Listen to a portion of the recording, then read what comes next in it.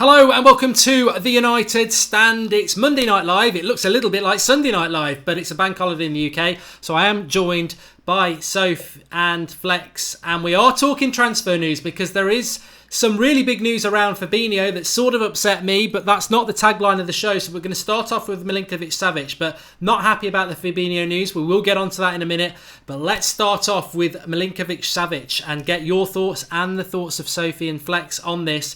So the latest news from Italy is that Milinkovic-Savic will be, it's an agreed deal. He is going to leave Lazio. They accept he will leave. They didn't get Champions League football and they know that they're going to have to let him go. They may wait till after the World Cup to expand his value because he is playing in the World Cup. However, the latest from Italy is that it's Manchester City, PSG and Real Madrid who are the three front runners for him, not Manchester United, although Di Marzio said they are excited last week, United, about signing him.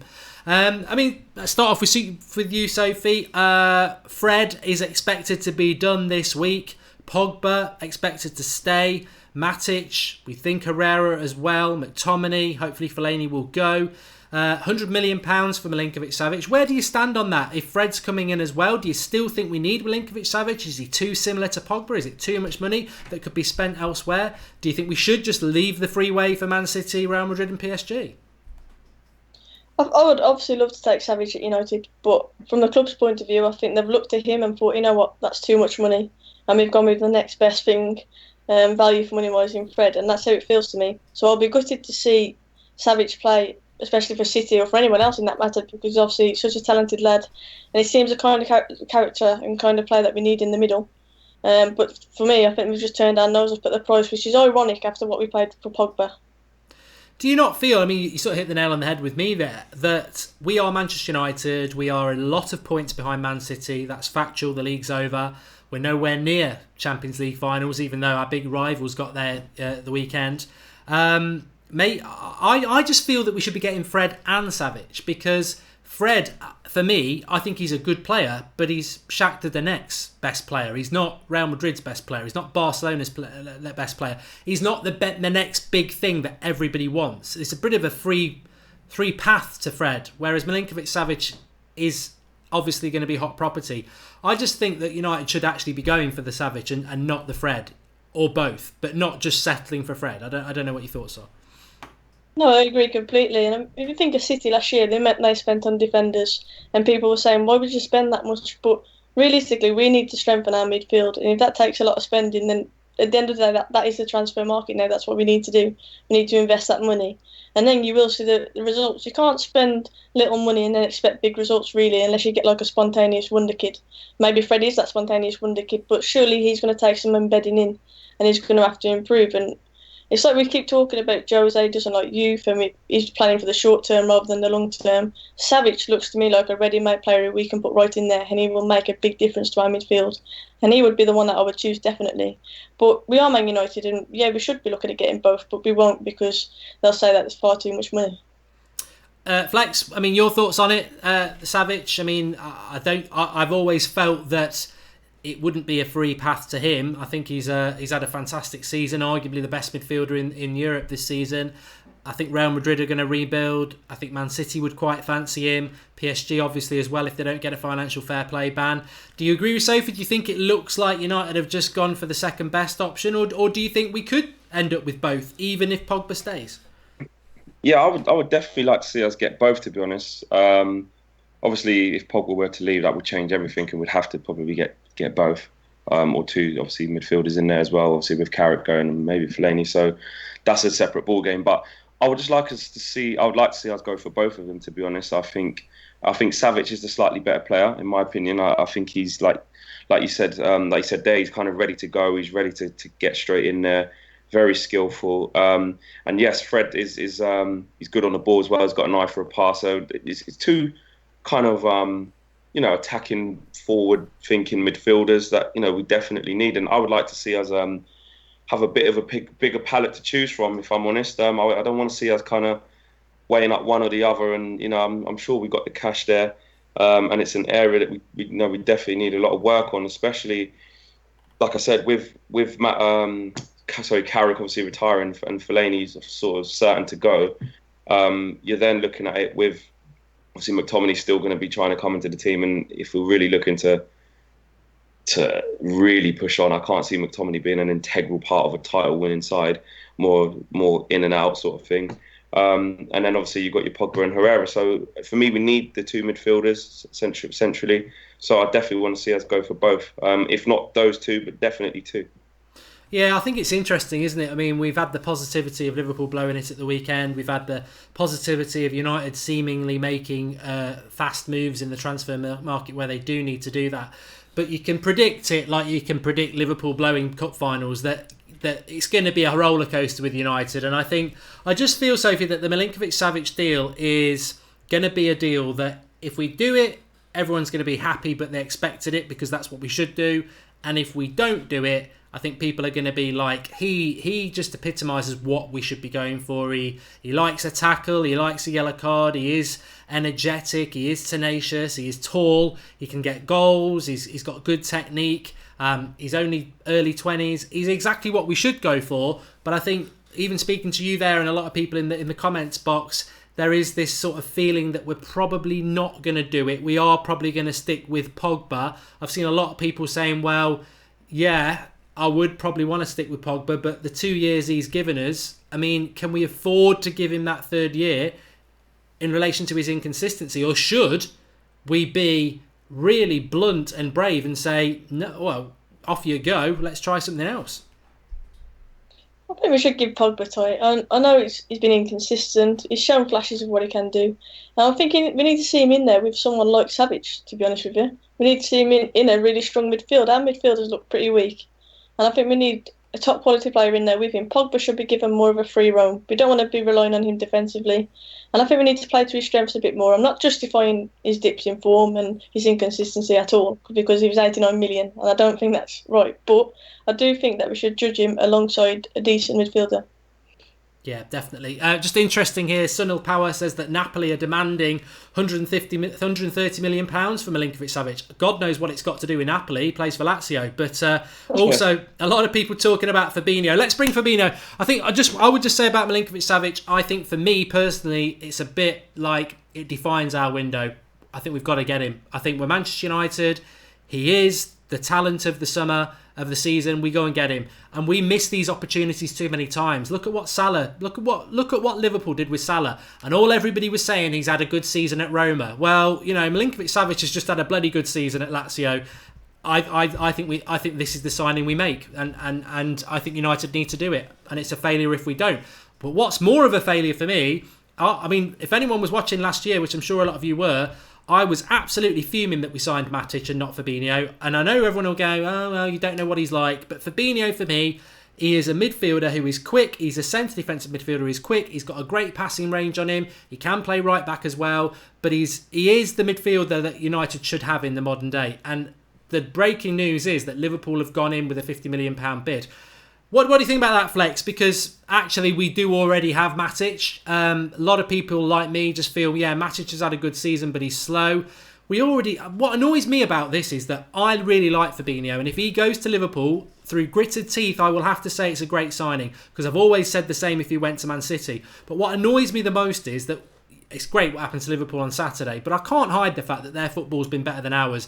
Their front three is very quick and dynamic. But if they go and change their midfield, if they get Fekir, Fabinho and Keita, they're not only going to have a fast front three, they're going to have a tenacious, quick midfield three. And that is a massive improvement that we don't have. And that just hits the nail on the head. That profile of player, that quick, aggressive, pressing player, that's such a Klopp sign. And you look at, obviously, the way his front three plays, and you look at how he's trying to mould them three central midfielders that he has there. They've all got legs. They're all good at pressing, and Fabinho would fit that mould. And you look at the way Jose tries to shape his midfields are not that. So it's kind of like we're asking Jose to sign the profile of player that he's not usually associated with, which is always my worry. It's not the type of profile that a Matic is exactly on the tin. That is a Mourinho signing. Those kind of midfielders, strong, slow, and disciplined. Like that is it. He doesn't like too much flair, which is why this would prove, I think, in this window, is Mourinho going to start to change up the style? Because, you look at what's going on around us, you look at the players that Liverpool are going to be linked with what they already have. They've already got creator in the bag. And like you're saying, it's breaking now that Fabinho could be on his way there. And you're starting to think we're just going to get left further and further behind. I mean, yes, technically, we've had a better season than Liverpool, second with no trophy versus fourth with no trophy. Okay, technically we're a bit better, but like you said, through gritted teeth, you can't lie. If you know football, you know that they're playing way better football than us, and that they kind of have a clear direction that they're going in, which we don't at the moment. So it's these kind of profiles of players that Jose would need to start getting in order to A, show us that he's trying to change the model, and B, keep up with the times, because the way we play is dated. It's not happening. It's gone. That brand of football is gone. It's dying out, in my opinion. So I would love for him to get that sort of player in, but I can't. It's too many. Fred, Fabinho, Savic. Someone's obviously not going to come. So yeah, and I think it'll probably be Fabinho. Wheels says, never mind Fabinho, Fred, Bale or Savic. We want to know whether Sophie's going to sign for Man United ladies. Well, I was going to ask that later on, so you can stay tuned for that. But I was just looking when Flex was talking there. Flex isn't going to be signing for United, unfortunately. But what I was looking at was on Twitter there. Now, Telegraph are saying it's confirmed that Fabinho is going to Liverpool.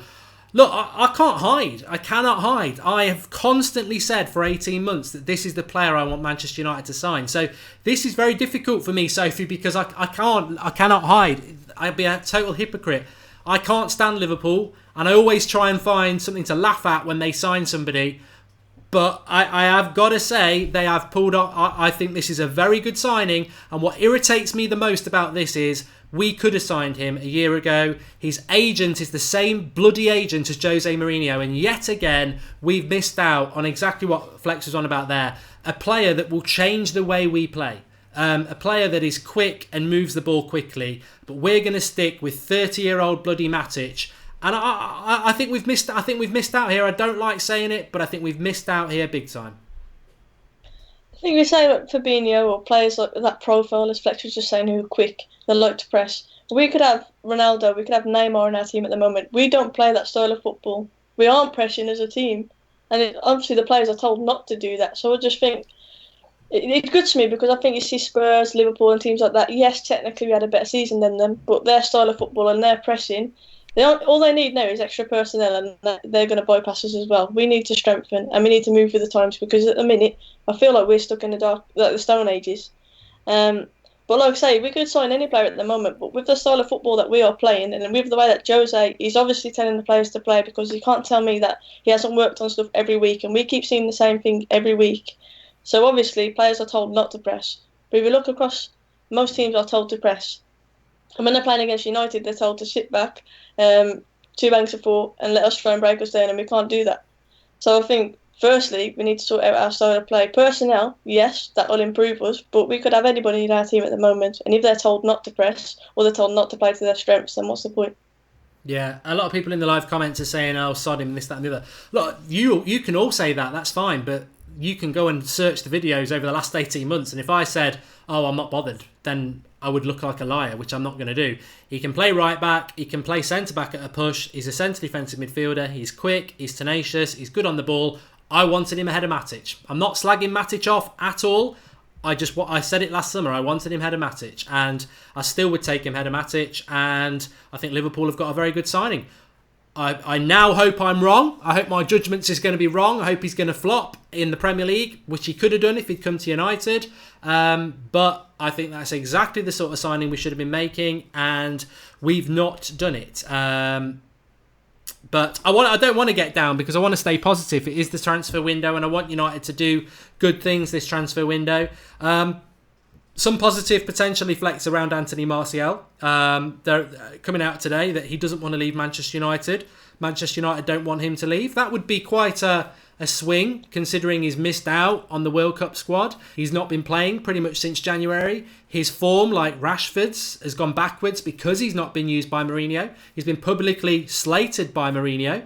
That would be quite a turnaround if we've managed to make him happy to stay at United. Do you think that's going to be the truth, or do you think that this might take a few more twists and turns yet? Yeah, I think there could be some twists and turns there. Of course, I would love for that to be a foregone conclusion, but it's one of them things where you can't really truly believe that until you see him either A, sign a contract extension or come out and squash the rumours himself, or an official word from the club. It's obviously it's transfer season, man. So there's going to be different stories from day to day, ridiculous rumours, concrete rumours. Who knows? But if he was to stay, I mean, we talk about all the players we want to get in, but there are some players we're looking at retention could be, just as powerful as bringing in this summer with the likes of Martial and obviously Pogba, because it's all good us wanting to get these players in, but we've already got, like I've said the whole way through the season, with what we have already, we've got a fair good amount of attacking players to be playing way better than we are already. Do you know what I mean? And that will just come from a change of style, a change of approach, a change of coaching. Yes, I know we've got the same manager, but a change of style and approach from that manager. So that can't be underestimated in this window. And obviously for the players coming in, that do end up coming in, what are they coming into? Are they going to come into boring training sessions or pragmatic styles? How are they going to feel as new players? So it's a very, very interesting summer. Very interesting summer. But on Martial, I'm wanting to stay off. Everyone who's been watching United Stand will know my feelings on Martial. I think he's our best attacker. I think he's our most naturally gifted baller. And I think when he's on form, he's almost unplayable. And I just think, I know we can talk about professionals needing to take, a certain amount of responsibility for their own development, of course. And it is about mindset and dedication and commitment. But if you put an arm around, if I'm Jose Mourinho, if I'm manager of Man United, I'm sitting Martial down. I'm saying, listen, I'm going to build my team around the likes of you and Pogba. You're going to get the biggest brunt of the games. You're going to get consistent games out of me. And barring that you're not obviously performing horrendously, you're going to be my main man. You're going to be my main man. That's what I would be saying to the likes of Martial. But again, I'm not Jose Mourinho. A few people in the live comments saying that they're not convinced that this means Martial's going to stay. Sophie, give us your thoughts. I mean, it's very difficult to take the Manchester Evening News as at face value, as many of us will know. They are right about some things, but they're not right about some things. And I think that I also saw something today about Luke Shaw staying as well. I mean, this transfer window could suddenly turn into hardly anybody going and not many people being signed. I mean, but on Martial, I mean, what I said is that I want Martial to stay, but I actually do think that the end of the line has been drawn, and he should probably go for his development unless there's going to be a massive change in Mourinho's viewpoint, which I don't see when we've signed Sanchez.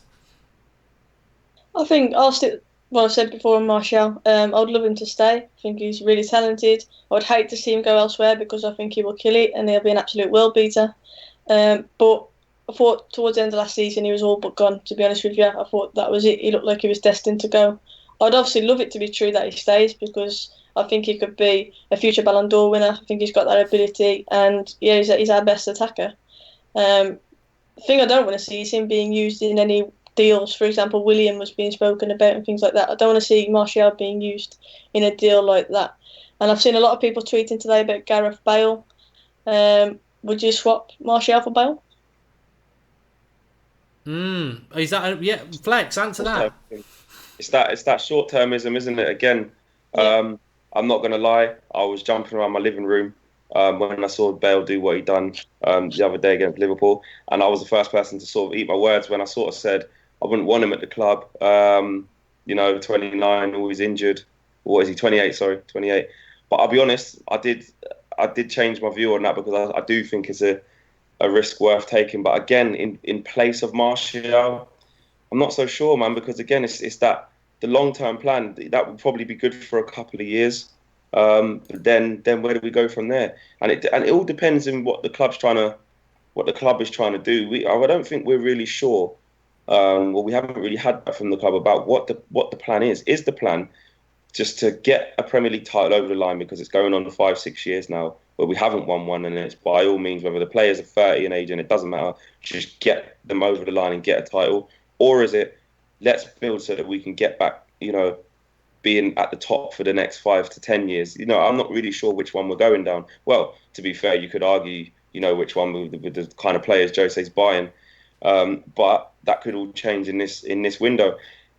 For me, if you actually think about this window, you look at who potentially would need to go. There's a lot of players who actually you might want to get rid of, and there's only so much you can get rid of in one window. We've seen it before.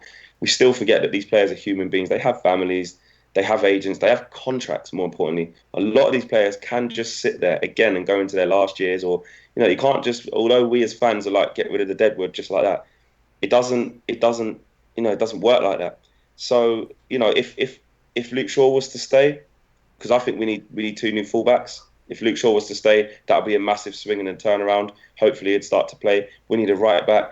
We don't know our best centre-back pairing. You might talk about potentially Jones and Smalling going because they're, i.e., not good enough, and then you might say Bailly and Rojo worked. But have we seen enough of Rojo consistently to say that? Have we seen enough of Lindelof? So do we need, like you're saying, an Alderweireld? So that's another incoming. Then we look at the midfielders. There's a lot that you need to change. We're not going to all get it done in one. So it's difficult. It's difficult. But Bale instead of Martial, I'm not so sure. Depends what direction we're trying to go in. So basically, a 5-minute answer to sit on the fence there, as per usual from Flex, Sophie. Would you swap Martial for Bale? Would I swap him? No. But I think if you're going to sell Martial anyway, I would rather get Bale back in return, to be honest with you. Yeah. So I think if it's the ultimatum that Martial is going no matter what, then yes, I would. Yeah. No, I can't add anything more to that. I wouldn't do it. But if Martial's going anyway, it makes a lot of sense. Good. Thanks for the super chat from Deepanker. He says, like Flex said, we had a change in management, backroom staff. Will it change our approach? I keep saying it myself. You cannot underestimate the change that we've made to our coaching staff with Carrick and McKenna, who is an attacking young coach who knows the youth setup. I mean, what I've heard is that those changes have specifically been made to get the best out of Martial, Rashford and Pogba, who are not performing. So, maybe there is something in Martial staying. I certainly hope there is. Stuart Prattley says, no defence since Vidic and Ferdinand. Well, it is a weird situation for United. It's almost like we're starting again 2 years into Mourinho's reign. There's a lot of changes going on this summer. We've spoken about Fabinho to Liverpool. I'm personally not happy about it because I've wanted him for a long time. And I think it does sort of portray that issue that I've been on about for a long time, and many of us have been on about, that we're a slow footballing team. Liverpool have got a quick attack. They're now building a quick midfield. Once they sort their defence out, I don't know. I don't like it. I want to play quick football at United, and we seem to be going backwards a little bit. But you mentioned Bale there, Sophie. Very interesting weekend. Very grateful weekend to Real Madrid for what they did to Liverpool. Gareth Bale did come out and say, I'm not happy, I'm not playing, I think I should be. Ronaldo thought, I'll have a bit of that, I'm not happy. Big announcement from me. If you had a choice, some people think it's pie in the sky, I don't necessarily think it is. But if you had a choice, just throw it back at you, Bale or Ronaldo, who would you bring to Manchester United? I don't think Ronaldo's coming. I think it's a new contract to play again, so I'm going to say Bale. I can't see Ronaldo coming back. Sadly. But if you had the choice... If I had the choice... Yeah. I think every United fan wants to see Ronaldo back at United, to be honest with you. So you'd have to say Ronaldo, because I think he could still do a job for us as centre-forward.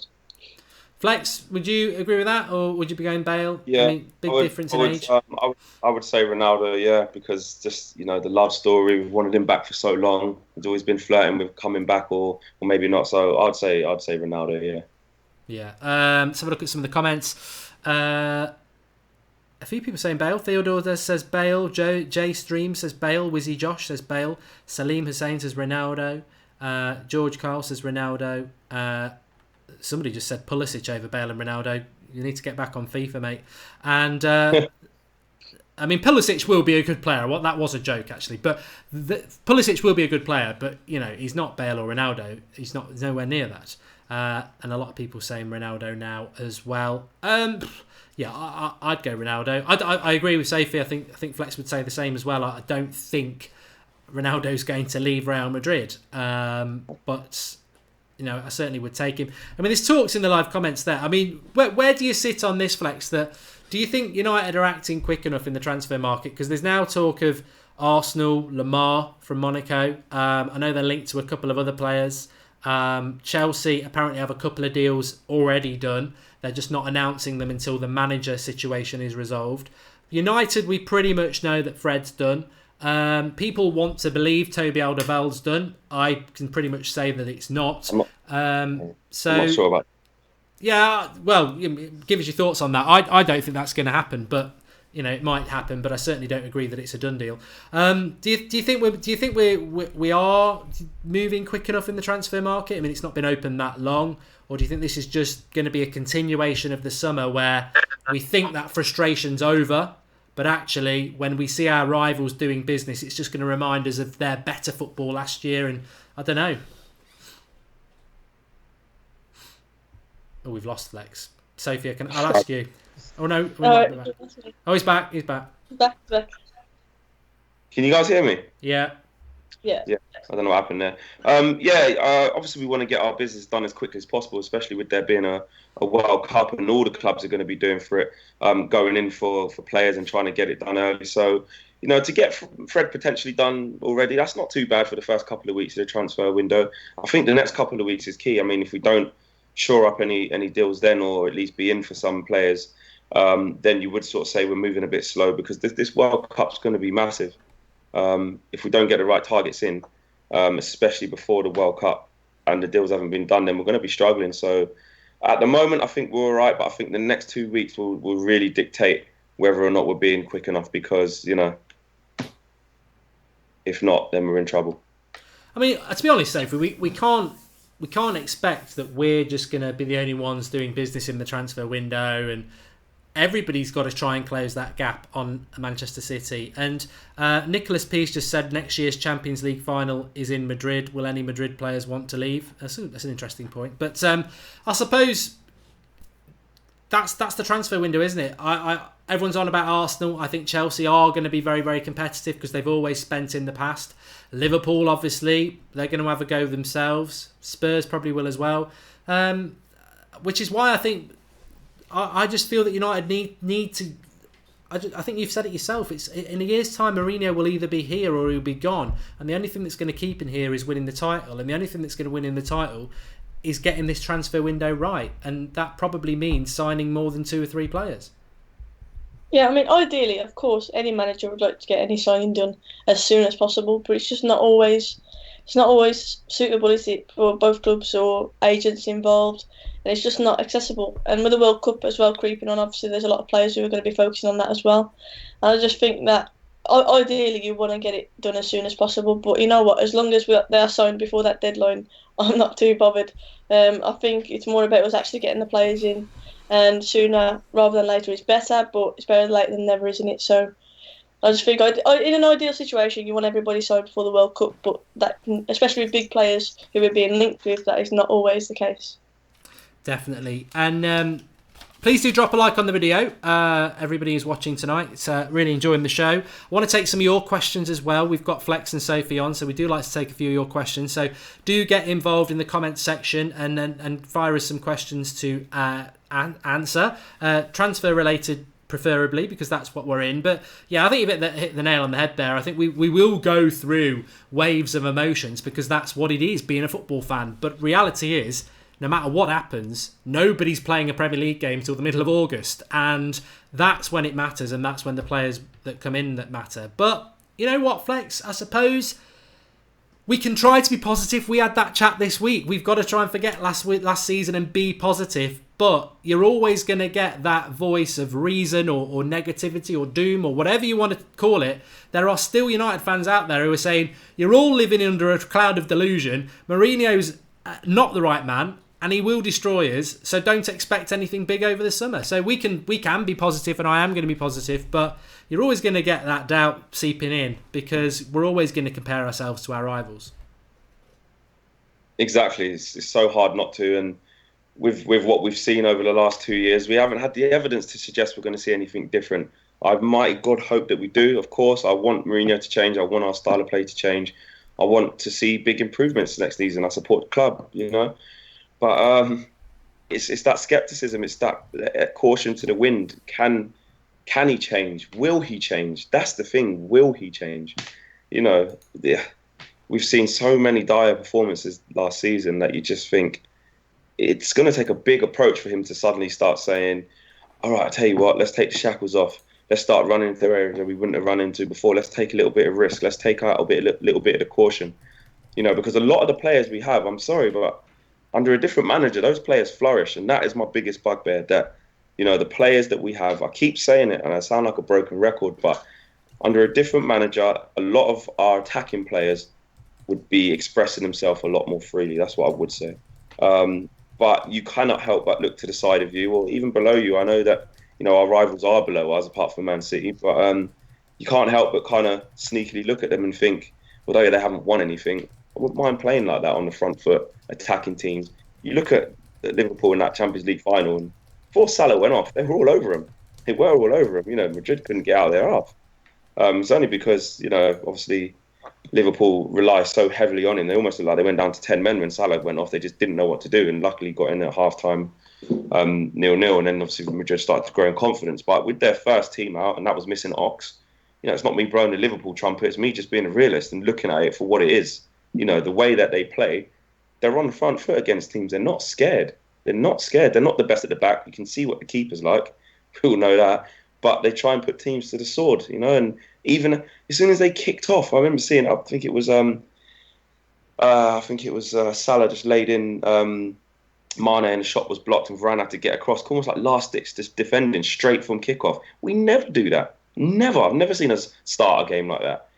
So we've got a lot to change in terms of our style of play. And I know the argument is, yes, but those teams are not winning anything, which, that's what I'll always say to a Liverpool fan, because that's between us and them. In terms of my own expectancy and what I expect from Manchester United for our own objectives, I want to see us playing attacking football on the front foot, putting teams to the sword, not seeing games out. Yeah, definitely. I don't know whether there are a few problems with the stream tonight. The viewing figures seem to be very sporadic, so I've not seen anything in the live comments, but it's been a bit of a weird day Wi-Fi wise, so apologies if it's breaking up a little bit. That will probably be to do with my end. But you know what? I've just checked the BBC website. They're saying Fabinho done. So it's done. I'm gutted. I'm absolutely gutted. And only people who are long watchers of the show will know why, because I've always wanted him at Manchester United. And I've got to put my hands up and say I think Liverpool have pulled off a great deal there. I hope he flops. But they won't win the title anyway. They won't win the title. They can buy bloody Messi. They won't win the title because Klopp's a flop.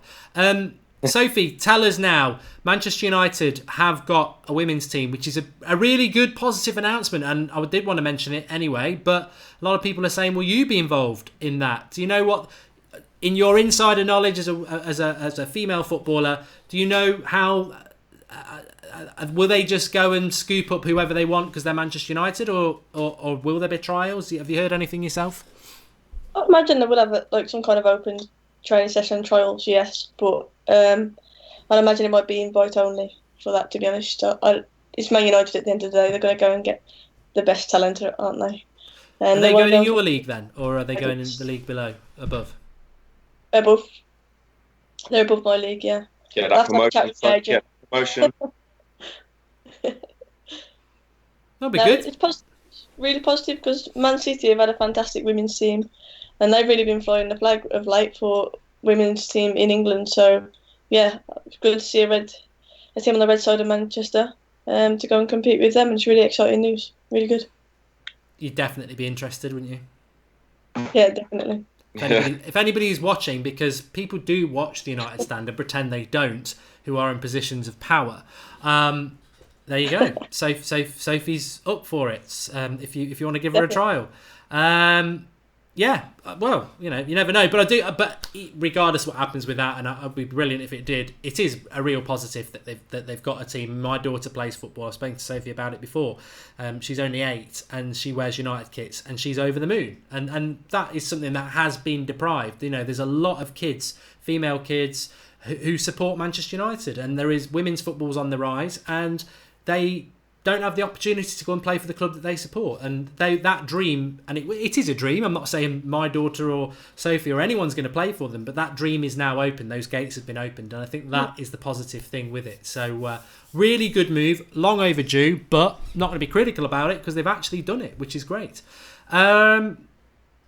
My Name Jeff says that Liverpool have signed Gabino now as well as Fabinho. They're well at it. I think he's hit the G instead of the F. Yeah, we're fully aware Fabinho's going in. Stop rubbing it in. I'm absolutely gutted. I think I'll have to do a video on That's Football about that. Let's just forget it happened. Yeah, let's just move on. Okay, we're not getting anyone. United are fine. We don't need any signings, says William Reedy. We love that sort of naive positivity. Martial's going nowhere, says Tato. Well, we've spoken about that, and I hope it's right news, but I'm not convinced we've seen the end of that road yet. And this is a good question. Hopefully I can see who.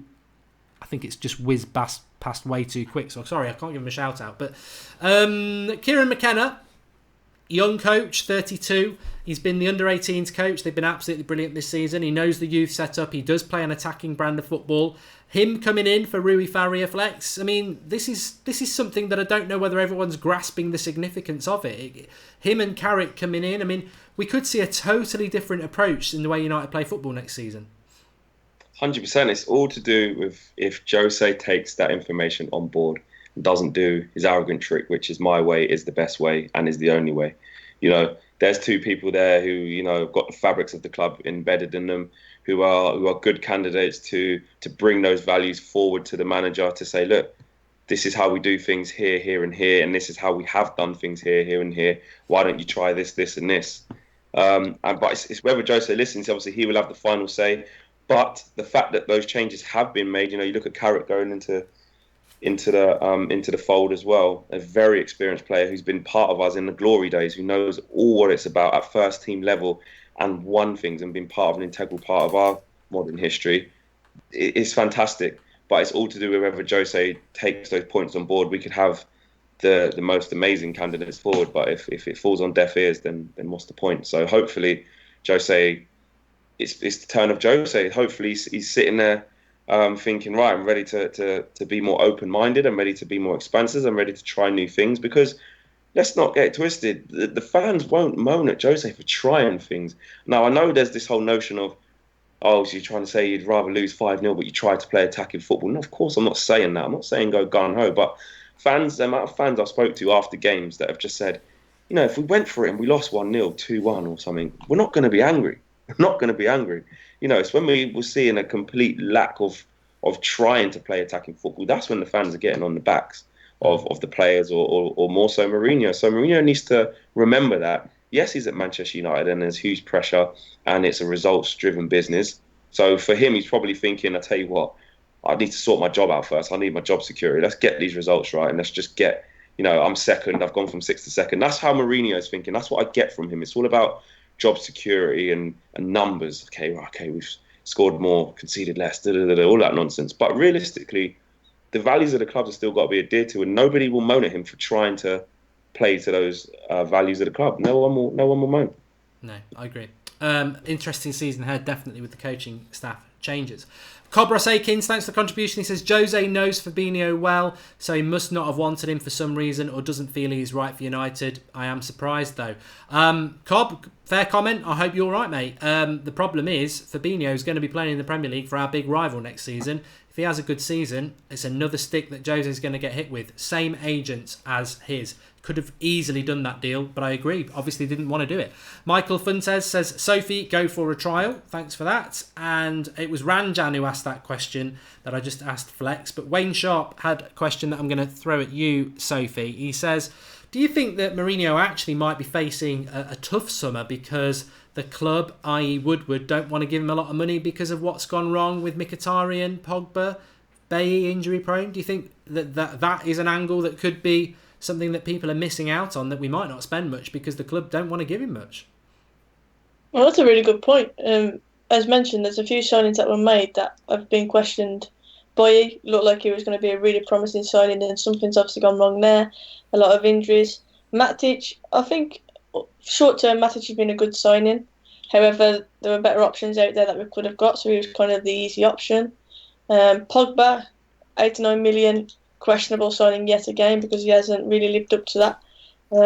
So I think, obviously, he's already spent a lot of money. And like Flex said earlier, if you look at our team on paper, the players that we have got to our disposal, We've got plenty of ability there, and we should be steamrolling teams, but we're not because of the style of football, and that's down to the coach and the management and the way that he's setting teams up. So I think that will obviously be in the back of their minds. But you know what, we're Man United, and I think at the end of the day, money shouldn't really be a hindrance. I think if the board wants success and they want to compete with City, they will look at what's been spent across the city there, and they'll want to compete with them. So I just think it's a good point and a good way of looking at it, but I don't think the board will be thinking about that. They'll be thinking more about getting back to the top and competing with City, no matter what it takes. Yeah, definitely. And what I would just add about the Fabinho thing, which I know a lot of people are irritated by, and I am as well, I'm going to be grown up and say I'm irritated by it because I personally would have signed Fabinho. I'm not Manchester United manager. Jose Mourinho is, and I back Jose Mourinho. And I'll tell you what, if Manchester United wanted Fabinho, there's no way he'd go and play for Liverpool. He'd come to Manchester United. So we're not in for him. Yeah. We're not in for him. That's the bottom line. Yeah. No. We can sulk as fans, and I am sulking, but if we wanted him, we'd get him. His agent's the same as Jose's. He would come to Manchester United. We don't want him. So if he's gone to Liverpool, yeah, potentially it is a mistake. Potentially we will see that mistake. But the reality is we didn't go for him. And Flex, actually, I did want to sort of ask this towards the end of the video anyway. Second place for Manchester United, fourth place for Liverpool and losing Champions League finalists. Whose is the better season? I would say that we've had the better season because at the end of the day, we're both trophyless. So then you cancel out that factor, and then the next deciding factor would be who finished highest. But in reality of progression, they're probably more excited. They've got more reason to be excited. But I was, talking to some Liverpool fans. They're easily pleased. Yeah, easily pleased. Yeah, I was talking to some Liverpool fans earlier, and he said to me that I backed my manager. We've had exciting times, and he got us to a Champions League final. And I said, well, nobody remembers finals that you get to and lose. It doesn't mean anything. So this whole thing that they're doing better than us only goes to a certain extent. They still haven't finished higher than us. They finished 8th, 4th, and 4th, I think, with Klopp, and 3 finals and 3 losses. Not a great record. And I said to the Liverpool fan, who's a good friend of mine, at what point do you start losing patience with him then? And he said to me, at the point where it stops being exciting. So that's all right for them. If their level of success is defined on, I just want the football to be exciting, then great, have Klopp all day then, because that's what you're going to get. Having 6 o'clock in the morning piss-ups, even though you lost the final, singing with the fans, that's classed as fantastic. Fergie would never do that. Never do that. So, if that, it's a whole different set of objectives and what is classed as success. For us, winning things, as well as the brand of football, is ultimately what matters. We don't, yes, we want exciting football, but winning things is, Liverpool are not used to winning as much as us. So fair enough, they can rely on that whole thing. So for us, it's been a poor season. But in terms of the two of us, I'd say we've probably just had the better season, only because we've both been trophyless. And then it goes to who finishes further. If they would have won that Champions League, of course, Champions League in 4th is better than an FA Cup in 2nd, in my opinion. Safe, agree? Do you think United have had the better season now? I agree with that completely. And touching on what you just said about Klopp singing with the fans, can you just imagine us losing the FA Cup final and then seeing a video leaked of Jose Mourinho singing with the fans? Can you just imagine the backlash that he would have had from that? Absolutely crazy. When I saw that, I was like, really? I didn't even think it was him. I thought, nah. And he gets praised for it, though. He gets praised for singing with the fans. But they're celebrating failure, aren't they? That's the difference. I'm pretty sure if Liverpool had finished second and in our boat, they'd be like, oh yeah, it's great. That's the difference between United and Liverpool.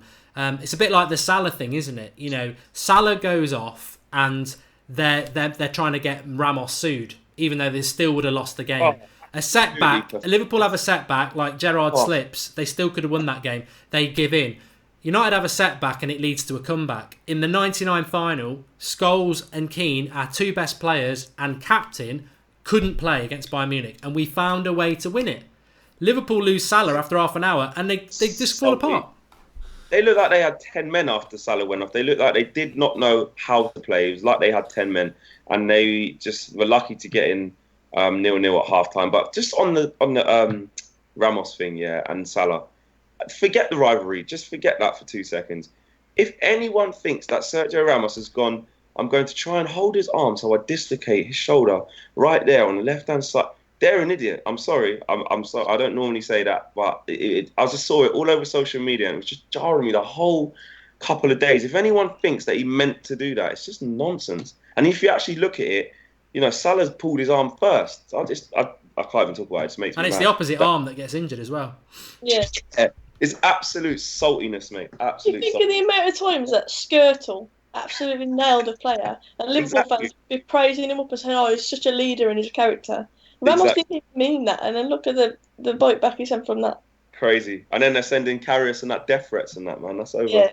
That's And too much. Cologne around the pitch. I mean, in all seriousness, though, with that Karius thing, it's great banter. I've been putting up little memes and gifs, and that's funny. But you got to remember, these people. I think Rio Ferdinand said it at the end of the game, and he hit the nail on the head. He needs some good people around him in his life now, because if you don't have that family support network around you, a situation like that can eat you up forever. These people are normal people, and mental health things can have a big effect on footballers and human beings in general. And if he hasn't got the right people around him, he could never play again. Do you know what I mean? It's that serious. So the hate mail and all that, that's way over the top, man. But it's like it's like the petition they've got for Ramos to be got in trouble.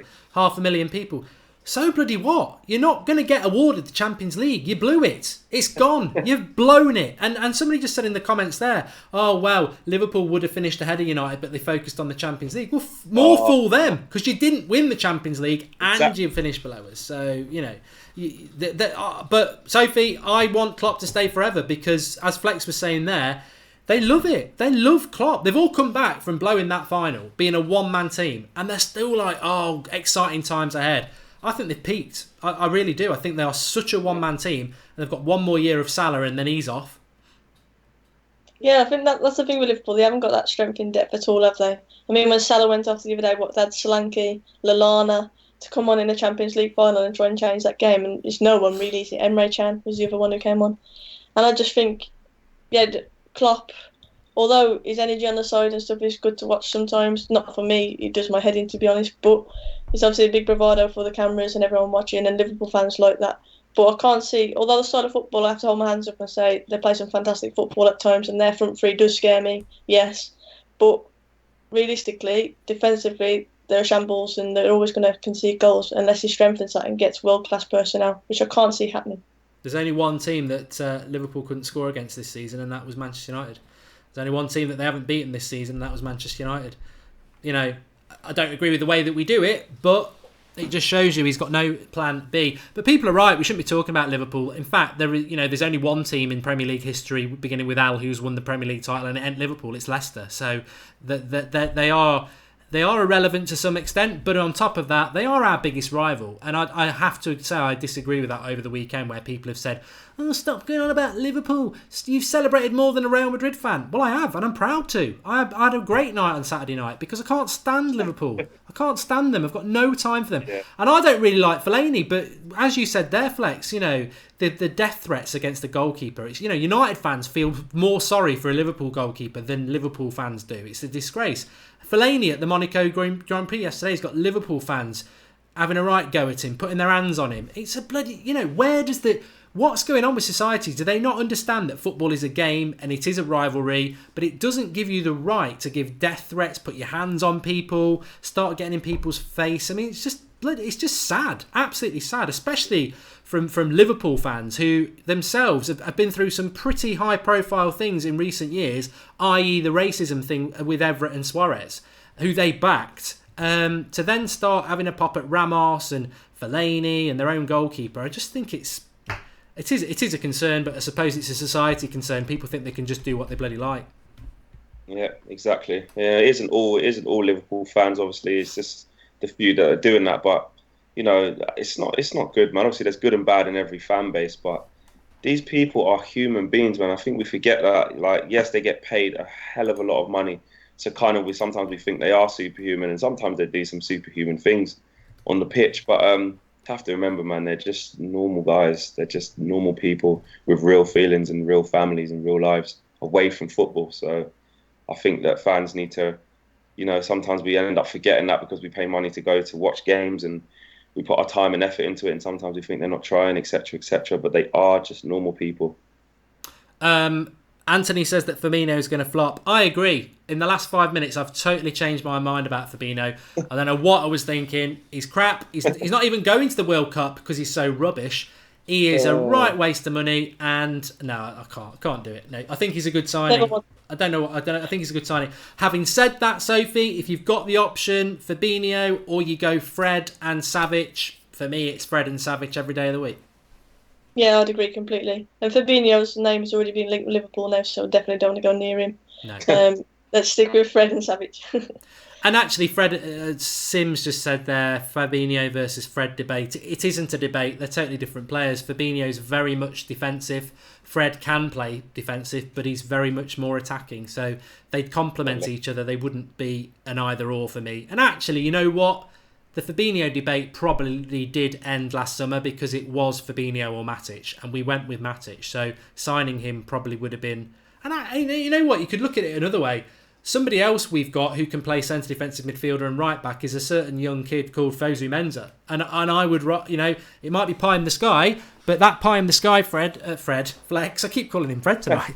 that pie in the sky, as you've already mentioned, Kieran McKenna is now a first team coach who is a youth team coach who knows Fosu Mensah like the back of his hand. And this could be the exciting thing. You don't go for Fabinho because you go, you know what? I think Fred Flex. Fosu Mensah, there's too many Fs tonight. I think Fosu Mensah could be the one. You're struggling, mate. I'm struggling. I'm struggling with the Fs. Yeah, 100%. I think, and that's the big, like a key to getting someone who's had that experience in, because they've worked with these players. Kind of similar to, say what you want about Gareth Southgate in the England team, but the fact that he's worked with a lot of those players at under 21 level is a big reason why they're being brought in, which is, probably a good thing for England because everything else is poor. So yeah, the same sort of principle would apply with the Man United situation, because we've seen the likes of our players, Fosu Mensah and Tuanzebe, and obviously Pereira out on loan. Don't know what's going to happen there. We've seen players that we've got that look like, I tell you what, let's give these players a chance. Fosu Mensah had some good appearances under Van Gaal, I remember, and a couple last year as well. So I would like to see it. Let's hope that that's what will happen. Like I said, if it falls on deaf ears, it will mean nothing. So let's hope Jose's come back with renewed optimism, renewed open-mindedness. And Sophie, just a question for you. Would you take Sergio Ramos at Manchester United? Yeah. Why? Definitely. Straight away. Because he's a winner? Yeah. Leaders on our pitch, have we? He is the ultimate leader. And if there's any players out there, people say there's a shortage of leaders around the world now. Straight away, his name comes to my head. Sergio Ramos. Yeah, I agree. And I think that as well, you're right, the leadership thing is massive. And I think the funny thing is, knowing what Liverpool fans are like, if they were offered Ramos, their tune would change quicker than anything. They would definitely take him. And what I would say is, I don't think it was deliberate. But if it was, he can play on my team any day of the week, because he took out their best player in a way that you'll never prove. And but no, I wanted him a couple of years ago. I think he's a winner, and there's not many winners out there. There really isn't. Yeah. Okay. Well, we've finished the show. Thanks for coming on, Flex. No problem. Thanks for having me. Always a pleasure as usual. And Sophie, thanks for coming on. United's next signing. Yeah, hopefully. I'll speak to my agent. Thanks for having me on. I appreciate it. No worries. And of course, thanks to everyone in the live comments. Really enjoyed it as per usual. We'll be back at 8 o'clock tomorrow night, but also we've got Transfer Daily at 7 a.m. So please do drop a like, subscribe to the channel if you're new, get involved. Lots going on. I feel that we're going to be doing a lot of videos this week. I just feel that there's lots of things are going to go on. One I would put my hat on is Fred at some point will sign. See, I got it right that time. Purposely got it right. But thanks everyone for watching. Speak to you all soon. You never know. You never know when we'll be live again. But if 7 a.m. tomorrow with the Transfer Daily. And speak to you all soon. Thanks everyone for getting involved. Really, really enjoyed it.